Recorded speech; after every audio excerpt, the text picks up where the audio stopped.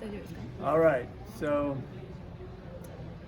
a brief summary of what we talked about today was the fact that for most people, feedback has been something that managers give to their subordinates. And what I was proposing in this session was that we kind of flip that on its head a little bit and say that feedback ought to go both directions. It ought to go from managers to subordinates, but also from subordinates to managers. And that one of the big differences is that the volume of feedback that will occur in an organization will go up a great deal if people ask for it, and the likelihood that that feedback will be received in a positive way and acted on goes up a great deal when it's been asked for rather than just being dumped on them by their manager. And that the reason why many people don't do that is that they think it may be a sign of weakness or ineffectiveness or their lack of confidence. And in reality, what we find is that the managers who do it are seen by their subordinates as being much better leaders, and it really elevates them.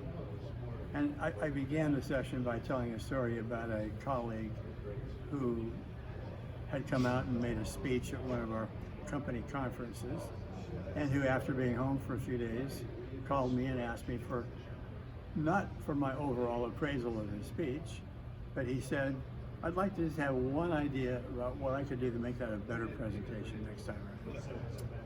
So I deeply believe that this whole practice of managers acting with more humility, which fortunately is a key principle, I think, of Asian cultures, but one way of expressing that humility is to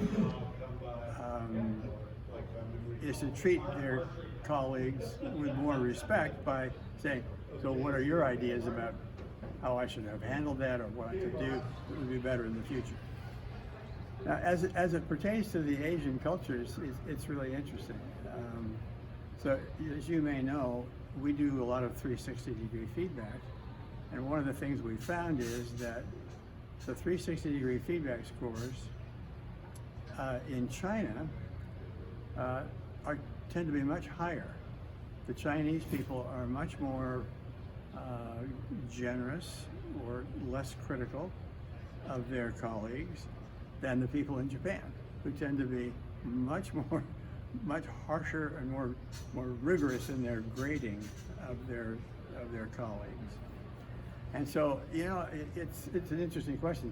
I don't think you can just say Asia and have one conclusion, because there are what appear to us to be, at least, some major differences between the different cultures. And I don't know enough to know how does that differ. Is it different in Taiwan than it is on the mainland? And what about Singapore? And, you know, I don't know. But I do know enough to say it's nuanced. There are variations of it. Does that